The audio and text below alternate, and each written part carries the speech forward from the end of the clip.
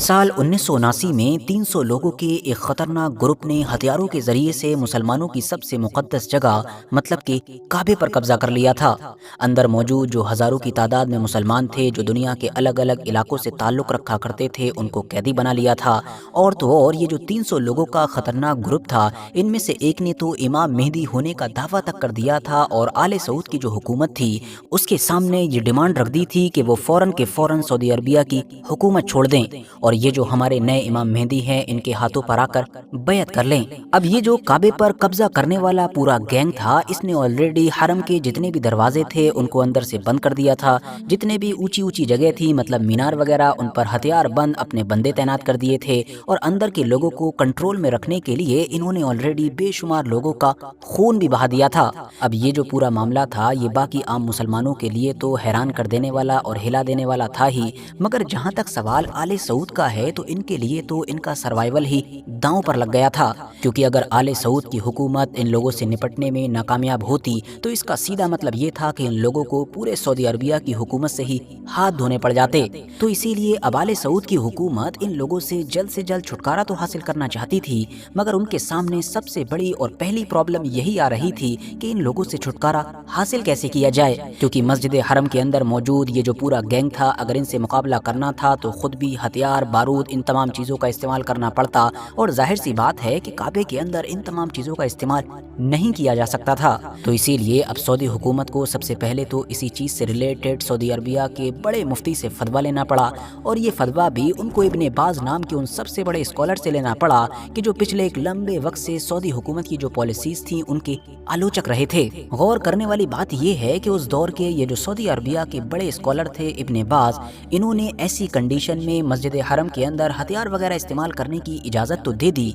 मगर सऊदी हुकूमत के जिद करने के बावजूद भी ये जो तमाम लोग थे कि जिन्होंने ये सारी हरकत की थी, ना तो उनको पूरी तरीके से क्रिटिसाइज़ किया और ना ही उनकी तरफ से सऊदी हुकूमत के सामने जो डिमांड्स रखी गई थी उन पर कोई ख़ास तबसरा किया। उसकी मेन वजह शायद यही रही होगी कि इन लोगों की ये सारी डिमांड्स उन्हीं चीज़ों से ही मैच कर रही थी कि जो खुद इब्ने बाज भी पिछले एक लंबे वक्त से सऊदी हुकूमत के सामने दोहराते आ रहे थे। असला बारूद फौरन इकट्ठा किया गया, जो स्पेशल फोर्सेस थी उनको ऑर्डर दे दिया गया, क्योंकि अब सऊदी हुकूमत एक फतवा हासिल कर चुकी थी जिसके जरिए से अब काबे के अंदर मौजूद ये जो पूरा गैंग था वो उनके खिलाफ अपने हथियारों के जरिए से कार्रवाई कर सकती थी। मीनार पर तैनात ये जो हथियारबंद लोग थे इनके ऊपर भी गोलियां बरसा सकती थी, मतलब वो सब कुछ कर सकती थी कि जो दूसरी तरफ से हो रहा था। अब दोस्तों यहाँ पर हैरान कर देने वाली बात यह है कि जहाँ एक तरफ मक्का शहर के हालात ऐसे थे कि वहाँ पर बाकी हथियारों के साथ साथ जो जंग में इस्तेमाल होने वाले टैंक्स होते हैं उन तक को तैनात कर दिया गया था, तो वहीं दूसरी तरफ ज्यादातर जो मुस्लिम दुनिया थी वो इन तमाम चीजों से पूरी तरीके से बेखबर थी। क्योंकि काबे के अंदर जो कुछ भी हो रहा था सऊदी हुकूमत उससे जुड़ी हुई कोई भी खबर सऊदी अरबिया से किसी भी सूरत में बाहर जाने ही नहीं दे रही थी। सऊदी अरबिया के उस दौर में जो किंग थे मतलब कि शाह खालिद, उनके ऑर्डर पर अब सऊदी अरबिया के अंदर जितनी भी ऐसी फोन केबल्स मौजूद थी कि जिनके जरिए से बाहर कांटेक्ट किया जा सकता था उन तमाम को काट दिया गया। इवन अब सऊदी अरबिया के अंदर कोई आ जा भी नहीं सकता था, सिर्फ और सिर्फ वो सऊदी नागरिक कि जो उस वक्त सऊदी अरबिया से बाहर थे वो सिर्फ अपने देश में वापस आ सकते थे, मतलब बाहर कोई नहीं जा सकता था। दरअसल मामला ये था कि सऊदी हुकूमत अपनी इज्जत बचाने की खातिर हर हाल में इस खबर के लीक होने से पहले ये तमाम मामला निपटाना चाहती थी, मगर जाहिर है ये मामला तो ऑलरेडी हद से ज्यादा बड़ा हो चुका था, तो इसीलिए इसका छिपा रहना भी लगभग नामुमकिन बात थी। अब हुआ ये कि जद्दा के अंदर जो अमेरिका की एम्बेसी मौजूद थी वहाँ पर जो खुफिया केबल लिंक्स थे वो किसी तरह से बच गए, और फिर हुआ ये कि इन्हीं के जरिए से ही यहाँ मौजूद जो अमेरिका का स्टाफ था उसने न्यूयॉर्क की तरफ एक पैगाम भेज ही दिया जिसमें अमेरिका को बताया गया कि भाई यहाँ तो हालात हद से ज़्यादा ख़राब हैं, क्योंकि जो मुसलमानों की सबसे मुक़द्दस जगह है मतलब कि काबा, उसको 300 लोगों के एक ख़तरनाक ग्रुप ने हथियारों के बलबूते पर कंट्रोल में ले लिया है और अंदर मौजूद जो हज़ारों की तादाद में आम मुसलमान हैं वो उन लोगों की कैद में चले गए हैं। मगर साथियों यहाँ पर गौर करने वाली बात यह है कि अमेरिकन एम्बेसी से ये जो पूरा पैगाम भेजा गया था इसमें तमाम हालात तो बयान किए ही गए थे, मगर आखिर में ये भी मेंशन किया गया था कि ये जितने भी लोग हैं मतलब ये जो पूरा गैंग है ये अभी तक तो यही महसूस हो रहा है कि शायद अरब के ही हैं, मगर ये भी मुमकिन है कि शायद वो यमनी या फिर ईरानी लोग हों। बस यही जो आखिरी लाइन थी, मतलब कि मुमकिन है कि वो यमनी लोग हों या ईरानी हो, इसी ने ही अमेरिका में हलचल मचा दी। दरअसल बात ये थी कि ये वो दौर था कि जब अमेरिका और ईरान की नई नई दुश्मनी शुरू हुई थी। इनकलाब आ जाने के बाद ईरान के अंदर हॉस्टेज क्राइसिस चल रहा था, वही हॉस्टेज क्राइसिस कि जिसको हम अपनी एक पिछली वीडियो में एक्सप्लेन कर चुके हैं।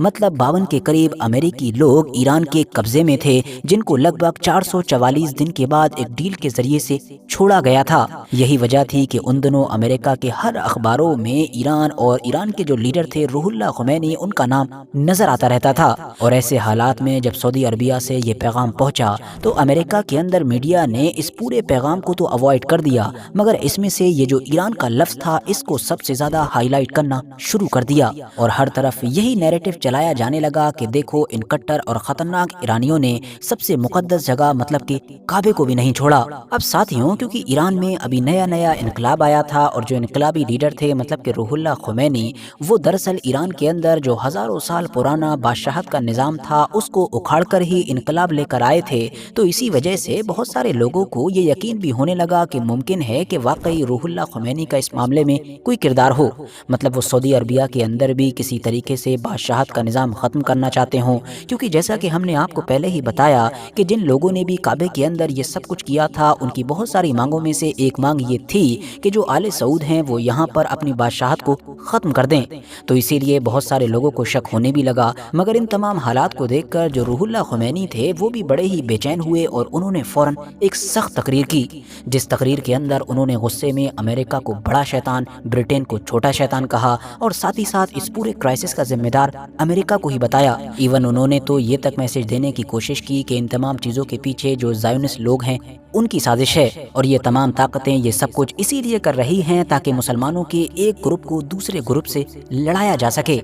अब जाहिर है दोस्तों, ईरान में अभी नया नया इनकलाब आया था और जैसा कि आप पहले ही जान चुके हैं कि जब ईरान के अंदर इनकलाब आया था तो दुनिया की पूरी शिया कम्युनिटी को तो छोड़िए बल्कि सुन्नी लोगों का भी एक ऐसा बड़ा ग्रुप मौजूद था कि जो रूहुल्लाह खुमैनी से काफ़ी इंस्पायर था। यही वजह थी कि जैसे ही रूहुल्लाह खुमैनी ने ये तमाम सख्त तकरीरें की और इस तरह के दावे किए तो मुस्लिम दुनिया में बसने वाले एक बड़े ग्रुप को ये लगने लगा कि हाँ, इन तमाम चीज़ों में अमेरिका का ही हाथ है। नतीजा ये हुआ कि दुनिया के ज़्यादातर मुस्लिम देशों में अब अमेरिका के खिलाफ इस मामले को लेकर प्रोटेस्ट शुरू हो गए। खास तौर से पाकिस्तान के इस्लामाबाद में तो हालात इतने बुरे हो गए कि वहाँ मौजूद जो अमेरिकन एम्बेसी थी तो उससे जुड़े हुए जो 5-6 अमेरिकी बंदे थे उनकी मौत भी हो गई। बिल्डिंग को भी अच्छा खासा नुकसान पहुंचा, उन लोगों की जो गाड़ियां वगैरह थी सबको आग के हवाले कर दिया गया। मतलब धीरे धीरे हालात इतने ख़राब होते जा रहे थे कि अब अमेरिका और ईरान दोनों की ही हुकूमतों ने जो सऊदी अरबिया की हुकूमत थी उसके ऊपर प्रेशर डालना शुरू कर दिया और ये कहना शुरू कर दिया कि सऊदी हुकूमत जल्द से जल्द एक बयान जारी करे जिसमें दुनिया के सामने ये सफाई पेश करे कि सऊदी अरबिया के अंदर जो कुछ भी हो रहा है उसमें इन्वॉल्व बंदों का अमेरिका और ईरान से कोई लेना देना नहीं है और न ही इस मामले में किसी भी तरीके से अमेरिका और ईरान की हुकूमत इन्वॉल्व है। आखिरकार लंबे वक्त के बाद सऊदी हुकूमत ने ये काम किया भी, मतलब उन्होंने दुनिया के सामने सफाई पेश की कि सऊदी अरबिया के मुक़द्दस शहर मक्का के अंदर जो कुछ भी हो रहा है उससे ईरान और अमेरिका का कोई लेना देना नहीं है। मगर साथियों, सऊदी हुकूमत को अमेरिका या ईरान के बारे में इस तरह की कोई भी सफाई देने से कोई प्रॉब्लम नहीं थी, बल्कि प्रॉब्लम तो ये थी कि सऊदी हुकूमत सिरे से ही, बिल्कुल शुरुआत से ही इस तरह का कोई भी बयान दुनिया के सामने देना ही नहीं चाहती थी। मतलब ये है कि वो तो सिरे से ही इस खबर को छिपाना चाहती थी और वो तो ये दिखाना चाहती थी कि सऊदी अरबिया के अंदर तो इस तरह का कोई क्राइसिस है ही नहीं। मगर अब क्योंकि तमाम चीज़ें लीक हो चुकी थी और पूरी दुनिया बाखबर हो चुकी थी कि मक्का शहर के अंदर क्या कुछ चल रहा है, और वैसे भी 2-3 दिन गुजर जाने के बाद अब सऊदी हुकूमत को खुद भी ये महसूस होने लगा था कि शायद वो जल्द ही इस पूरे मामले से छुटकारा हासिल कर लेगी। वो इसलिए क्योंकि ये जो लगभग 300 लोगों का पूरा गैंग था, इसमें से जो एक मोहम्मद अल कहतानी था जो इन तमाम चीज़ों की जड़ था, मतलब जिसको लेकर उसके साथियों ने यह दावा किया था कि यही इमाम मेहदी है और जो खुद भी अपने आप को इमाम मेहदी मान बैठा था, तो अपने आप को इमाम मेहदी मानने की वजह से ही उसको इस चीज़ का इतना खुमार चढ़ गया था और इतना ज़्यादा वो ओवर कॉन्फिडेंस में आ गया था कि उसने अब अपने साथियों के साथ सऊदी फोर्सेस के साथ होने वाली झड़पों में आगे बढ़ बढ़ कर हिस्सा लेना शुरू कर दिया। इवन वो तो अब इतना ज़्यादा ओवर कॉन्फिडेंस हो चुका था और अपना आपा खो चुका था कि जैसे ही सऊदी फोर्सेस उसके साथियों की तरफ ग्रेनेड फेंका करती थी तो वो आगे बढ़कर फौरन उसको लपकता था और फिर उसको वापस सऊदी फोर्सेस की तरफ फेंक दिया करता था। ऐसे ही एक ग्रेनेड को जब वो पकड़कर वापस फेंकने की कोशिश कर रहा था तो वो उसके हाथ में ही फट गया और उन लोगों का ये जो इमाम मेहदी था ये फौरन वहीं मर गया। बस फिर क्या था, सारा का सारा भांडा फूट गया। वहाँ मौजूद जितने भी आम मुसलमान थे जो कंफ्यूजन की हालत में थे उनके सामने तमाम चीज़ क्लियर हो गई और वहाँ मौजूद जो उसके साथी भी थे उनका फौरन मोराल डाउन हो गया और वो डीमोटिवेट हो गए। मगर जाहिर है जंग तो अभी भी जारी थी और इन लोगों का जो एक लीडर था मतलब कि अल-उतैबी, वो अपने तमाम साथियों के साथ मस्जिदुल हराम का जो बेसमेंट था वहाँ से सऊदी फोर्सेस से जंग कर रहा था। अब ये जो तहखाना था इसके हद से ज़्यादा कमरे थे और ये बिल्कुल भूल भुलैया की तरह था जिसका नक्शा कुछ सऊदी फोर्सेस के पास भी उस दौर में नहीं हुआ करता था। इसीलिए तो सऊदी फोर्सेस को वहाँ पर इन लोगों से मुकाबला करने में या इनको ढूंढने में हद से ज़्यादा परेशानी का सामना करना पड़ रहा था। और जब बात नहीं बनी तो आखिरकार सऊदी अरबिया ने अपने सबसे पक्के दोस्त मतलब कि अमेरिका से कांटेक्ट किया। मगर यहाँ पर अमेरिका के केस में परेशानी की बात यही थी कि उनके गैर मुस्लिम होने की वजह से कायदे कानून के हिसाब से वो इस शहर के अंदर जा ही नहीं सकते थे। तो इसीलिए सऊदी हुकूमत ने एक बार फिर से अपने उन्हीं स्कॉलर इब्न बाज से फतवा लिया और फिर इसके बाद ये जो CIA के कुछ स्पेशल कमांडोज थे इनको टेम्परेरी इस्लाम कबूल करवाया गया। अब ये जो CIA के कमांडोज थे इन्होंने सऊदी फोर्सेस को गाइड करना शुरू किया कि किस तरह से ये लोग कुछ खास गैसेस का इस्तेमाल करके ये जो हमलावर हैं इनको तहखाने से बाहर निकलने पर मजबूर कर सकते हैं। मगर साथियों प्रॉब्लम की बात ये थी कि CIA की तरफ से मिलने वाली लगातार गाइडेंस के बावजूद भी जो सऊदी फोर्सेस थी वो ये तमाम काम कर नहीं पा रही थी। वजह ये थी कि जहां एक तरफ ये हमलावर पूरी तैयारी और ट्रेनिंग के बाद आए थे तो वहीं दूसरी तरफ जो सऊदी फोर्स थी वो इतनी प्रोफेशनल या इतनी तैयार ही नहीं थी कि वो अंदर तहखाने में जाए और इन लोगों से किसी भी एक प्रोफेशनल फोर्स की तरह मुकाबला कर सके। तो इसीलिए अब आखिर में सऊदी हुकूमत ने एक मुस्लिम देश की तरफ फोन घुमाया और वो देश था पाकिस्तान। पाकिस्तान की तरफ से अब इस मिशन के लिए स्पेशल कमांडोज भेजे गए। अब जाहिर है सऊदी फोर्सेस के मुकाबले में जो पाकिस्तानी कमांडोज थे या उनका जो भी ग्रुप था वो हद से ज्यादा ताकतवर और प्रोफेशनल था। मगर इन तमाम कंट्रीज के अलावा भी एक और देश था कि जिसने इस ऑपरेशन में एक अहम किरदार अदा किया था, बल्कि ये कहना बेहतर होगा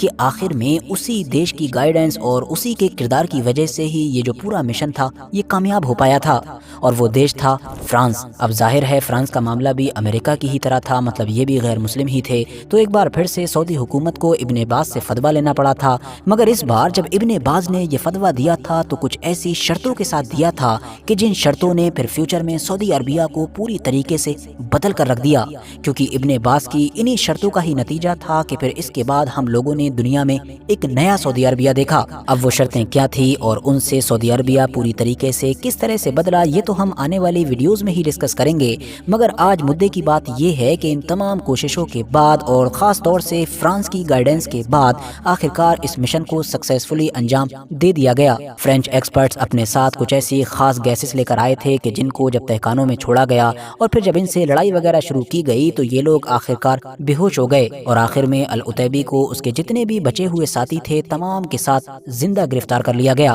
और इस तरह से 4 दिसंबर 1979 को मतलब कि लगभग 2 हफ्तों के बाद ये मुहासरा, ये घिराव खत्म हो गया। जब ये सब कुछ खत्म हुआ तो अंदर का जो नजारा था वो दिल को दहला देने वाला और दिल को सहमा देने वाला था। हर तरफ फर्श पर खून ही खून नजर आ रहा था, जो दीवारें थीं उन पर गोलियों या फिर खून के निशान थे। इसके अलावा जो अलग अलग गैसेस इस्तेमाल की गई थी या जो लाशें थीं हर तरफ उनकी स्मेल आ रही थी। मगर हैरानी की बात ये है कि ये जो तमाम मंजर था ये सऊदी अरबिया के बाहर किसी भी इंसान ने अपनी आंखों से नहीं देखा। उसकी वजह ये थी कि बाहर के तो जितने भी जर्नलिस्ट थे उन पर तो पूरी तरीके से पाबंदी ही थी और लोकल भी सऊदी के जितने पत्रकार थे वो आले सऊद के इशारे के बगैर एक पिक्चर भी नहीं ले सकते थे। इसीलिए सऊदी हुकूमत ने फिर कैमरे के जरिए से जो दुनिया को दिखाया था वो ये मंजर नहीं बल्कि 2 दिन बाद का मंजर था कि जब सऊदी किंग मतलब कि शाह खालिद तमाम लोगों की मौजूदगी में और खास तौर से पत्रकारों के कैमरों की मौजूदगी में काबे के अंदर दाखिल हुए। उन्होंने वहाँ पर सजदा किया, तवाफ किया, इबादत की और इन तमाम चीजों को कैमरों के जरिए से पूरी दुनिया को दिखाया गया। इसीलिए ताकि पूरी दुनिया के वो मुसलमान जो कंफ्यूज हैं और काफी परेशान हैं वो इस मंजर को देखकर पूरी तरीके से मुतमईन हो सकें कि उनका काबा पूरी तरीके से महफूज है और पूरी की पूरी इमारत बिल्कुल वैसे ही खड़ी हुई है कि जैसे सैकड़ों सालों से खड़ी हुई है। जहाँ तक सवाल दोस्तों अब अल-उतैबी और उसके साथियों का है, मतलब जिन्होंने ये सब कुछ किया था तो उनको बाद में मौत की सजा सुना दी गई थी और इस तरह से काबे से जुड़ा हुआ वो खतरनाक इंसिडेंट खत्म हुआ कि जिसको शायर इतिहास में कभी भी नहीं भुलाया जा सकेगा। आखिर में जाते जाते आप लोगों से एक रिक्वेस्ट ज़रूर करना चाहेंगे कि अगर अभी तक आप लोगों ने हमारा सेकंड चैनल कि जिस पर आजकल हम लोग ईरान वॉर से रिलेटेड अपडेट दे रहे हैं उसको सब्सक्राइब नहीं किया है तो डिस्क्रिप्शन और कमेंट्स बॉक्स में दिए गए लिंक के ज़रिए से कर सकते हैं, वरना यूट्यूब पर RH नेटवर्क अनफिल्टर्ड लिखकर भी सर्च कर सकते हैं। ये वीडियो भी अगर इन्फॉर्मेटिव लगी हो तो लाइक कर सकते हैं और हाँ, दोस्तों के साथ ज़रूर शेयर करें।